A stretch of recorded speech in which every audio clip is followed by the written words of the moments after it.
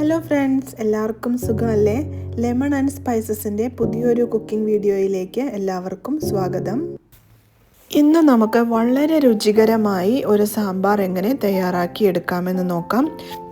ഈ വീഡിയോ അവസാനം വരെ നിങ്ങൾ കാണണം, എന്നാൽ മാത്രമേ ഞാനിതിൽ എന്തൊക്കെയാണ് ചേർത്തിരിക്കുന്നത് എന്നറിയാൻ സാധിക്കുകയുള്ളൂ. ഈ വീഡിയോ തീർച്ചയായും നിങ്ങൾക്ക് ഉപകാരപ്പെടും. അപ്പോൾ ഞാൻ ഇതുപോലെ കഷ്ണങ്ങളെല്ലാം അരിഞ്ഞ് തയ്യാറാക്കി എടുത്തിട്ടുണ്ട്. അതിനോടൊപ്പം തന്നെ ഒരു സവാളയും 3 പച്ചമുളകും കുറച്ച് വേപ്പിലയും ചേർത്തിട്ടുണ്ട്. വെണ്ടയ്ക്കയും തക്കാളിയും ഈ കഷ്ണങ്ങളോടൊപ്പം ഇപ്പോൾ ചേർക്കേണ്ടതില്ല. ഇത് നമുക്ക് അരിഞ്ഞ് മാറ്റി വയ്ക്കാം. ഇനി നമുക്ക് ഒരു ബൗളിലേക്ക് ഒരു 1/4 കപ്പ് പരിപ്പ് ചേർത്ത് കൊടുക്കാം. ഇത് ഓറഞ്ച് കളറുള്ള പരിപ്പാണ്. ഇത് പെട്ടെന്ന് തന്നെ വെന്ത് കിട്ടുകയും ചെയ്യും. ഇത് നന്നായി കഴുകിയെടുത്തതിന് ശേഷം നമ്മൾ സാമ്പാർ തയ്യാറാക്കാനായി എടുക്കുന്ന കുക്കറിലേക്ക് ചേർത്ത് കൊടുക്കാം. ഇനി ഇതിലേക്ക് നമ്മൾ അരിഞ്ഞു വെച്ച പച്ചക്കറികൾ കൂടി ചേർത്ത് കൊടുക്കുക. അതോടൊപ്പം തന്നെ 1/2 ടീസ്പൂൺ മഞ്ഞൾപ്പൊടിയും 2 ടീസ്പൂൺ ഉപ്പും ചേർത്ത് കൊടുത്തതിന് ശേഷം കഷ്ണങ്ങളുടെ തൊട്ട് താഴെ നിൽക്കുന്ന രീതിയിൽ വെള്ളം കൂടി ഒഴിച്ചു കൊടുക്കാം. ഇനി ഇത് അടച്ച് 2 വിസിൽ വരുന്നത് വരെ വേവിച്ചെടുക്കാം. നിങ്ങളുടെ കുക്കറിൻ്റെ വേവ് അനുസരിച്ചിട്ട് വേണം വിസിൽ കേൾപ്പിക്കാൻ. പച്ചക്കറികൾ ഒരുപാട് വെന്ത് ഉടഞ്ഞു പോകരുത്. ഇനി നമുക്ക് വെണ്ടയ്ക്കയും തക്കാളിയും വഴറ്റിയെടുക്കുന്നതിനായി ഒരു പാൻ വെച്ച് കൊടുത്ത് അതിലേക്ക് 1.5 ടേബിൾ സ്പൂൺ വെളിച്ചെണ്ണ ചേർത്ത് കൊടുക്കാം. ഇനി എണ്ണ ഒന്ന് ചൂടായി വരുമ്പോൾ ഇതിലേക്ക് നമുക്ക് വെണ്ടയ്ക്ക ആദ്യം ചേർത്ത് കൊടുക്കാം. ഇത് തിരിച്ചും മറിച്ചുവിട്ട് ഒന്ന് ഗ്രില്ല് ചെയ്തെടുക്കുക. ഏകദേശം 1 മിനിറ്റ് ഒന്ന് വഴറ്റിയതിന് ശേഷം നമുക്കിതിലേക്ക് നമ്മൾ അരിഞ്ഞു വെച്ച തക്കാളി കഷ്ണങ്ങൾ കൂടി ചേർത്ത് കൊടുക്കാം. ഇതും ഒരുപാട് ഇളക്കി വഴറ്റാതെ പതുക്കെ ഒന്ന് തിരിച്ചും മറിച്ചുമിട്ട് ജസ്റ്റ് ഒന്ന് ഗ്രില്ല് ചെയ്തെടുത്താൽ മതിയാകും. ഇപ്പോൾ ഏകദേശം ഒന്ന് വാടി വന്നിട്ടുണ്ട്. ഇനി നമുക്ക് ഒന്ന് തിരിച്ചിട്ട് കൊടുക്കാം.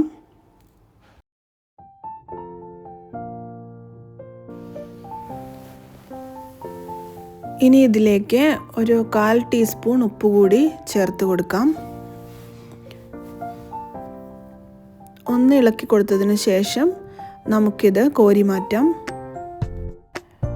വെണ്ടയ്ക്കയും തക്കാളിയും ചേർത്ത് നമ്മൾ കുക്കറിൽ വേവിച്ചാൽ ഇത് വല്ലാതെ വെന്ത് ഉടഞ്ഞു പോകും. കറി കാണാനും ഒരു ഭംഗിയുണ്ടാകില്ല.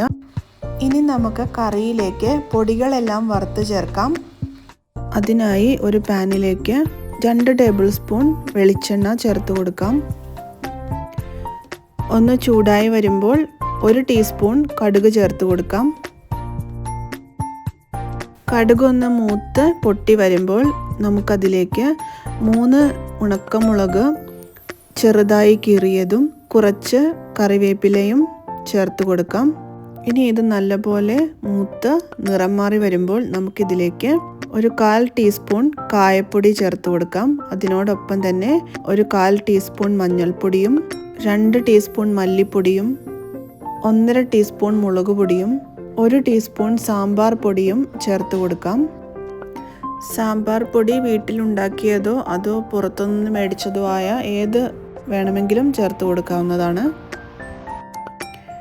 തീ വളരെ ലോ ഫ്ലെയിമിലിട്ട് പൊടികളൊക്കെ പച്ചമണം മാറുന്നത് വരെ ഒന്ന് ചൂടാക്കിയെടുക്കാം. ഇനി നമുക്ക് ഈ കൂട്ട് നമ്മൾ നേരത്തെ വേവിച്ച് വെച്ച കഷ്ണങ്ങളിലേക്ക് ചേർത്ത് കൊടുക്കാം. കുക്കർ ചെറുതായതുകൊണ്ട് ഞാൻ ഈ മസാല ചേർത്ത് കൊടുത്തതിന് ശേഷം മറ്റൊരു പാത്രത്തിലേക്ക് മാറ്റുന്നുണ്ട്. മസാല തയ്യാറാക്കിയ പാത്രത്തിലേക്ക് 1 ഗ്ലാസ് വെള്ളം കൂടി ഒഴിച്ച് അതുകൂടി ഞാൻ ഈ സാമ്പാറിലേക്ക് ചേർത്ത് കൊടുത്തിട്ടുണ്ട്. നിങ്ങൾക്ക് എത്രയാണോ ചാറ് വേണ്ടത് അതിനനുസരിച്ചുള്ള വെള്ളം ചേർത്ത് കൊടുക്കാം. ഇനി ഇതൊന്ന് നന്നായി തിളച്ച് വരുമ്പോൾ നമുക്ക് ഒരു നെല്ലിക്ക വലിപ്പത്തിലുള്ള പുളി പിഴിഞ്ഞ് അതിൻ്റെ ചാറ് കൂടി ചേർത്ത് കൊടുക്കാം. വാളം പുളിയാണ് ചേർത്ത് കൊടുത്തിരിക്കുന്നത്.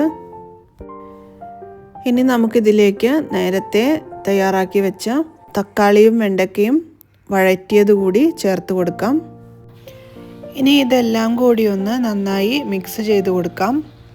നമ്മൾ ചേർത്ത തക്കാളിയും വെണ്ടയ്ക്കയും ചെറുതായി ഒന്ന് ഗ്രിൽ ചെയ്തെടുത്തിട്ടല്ലേ ഉള്ളൂ. ഇനി ഈ ചാറിൽ കിടന്ന് ഈ കഷ്ണങ്ങൾ ഒന്നുകൂടി ഒന്ന് തിളപ്പിക്കണം. അപ്പോൾ ഇതിലേക്ക് സാമ്പാറിൻ്റെ രുചി കൂടി ചേർന്ന് വരും. ഇപ്പോൾ സാമ്പാർ നന്നായി തിളച്ച് വന്നിട്ടുണ്ട്. ഇനി നമുക്കിതിലേക്ക് ഇതുപോലെ ഒരു ചെറിയ പീസ് ശർക്കര കൂടി ചേർത്ത് കൊടുക്കാം. ഇത് നമ്മൾ ചേർത്ത പുളിയും ഉപ്പുമൊക്കെ ഒന്ന് ബാലൻസ് ചെയ്യാൻ സഹായിക്കുകയും ഇത് സാമ്പാറിൻ്റെ രുചിയെ ഒന്ന് ബൂസ്റ്റ് ചെയ്യുകയും ചെയ്യും. ഒരു 2-3 മിനിറ്റ് കൂടി ലോ ഫ്ലെയിമിലിട്ട് ഒന്ന് തിളപ്പിച്ച് ചാറ് ചെറുതായിട്ടൊന്ന് കുറുക്കിയെടുക്കാം. ഞാനൊരൽപ്പം വേപ്പില കൂടി ഇതിൻ്റെ മുകളിലേക്ക് ചേർത്ത് കൊടുത്തിട്ടുണ്ട്. മൂടി വയ്ക്കാതെ തുറന്ന് വെച്ച് വേണം ഇങ്ങനെ തിളപ്പിച്ച് എടുക്കാൻ. ഇനി കറിയുടെ ഉപ്പ് പാകത്തിനാണോ എന്ന് നോക്കി പോരാത്ത ഉപ്പ് കൂടി ചേർത്ത് കൊടുക്കാം.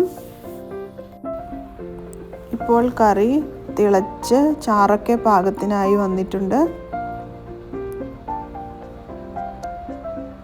കഷ്ണങ്ങളൊന്നും തന്നെ വെന്ത് ഉടഞ്ഞു പോയിട്ടില്ല. എല്ലാം അതിൻ്റെ കറക്റ്റ് ടെക്സ്ചറിൽ തന്നെ കിട്ടിയിട്ടുണ്ട്.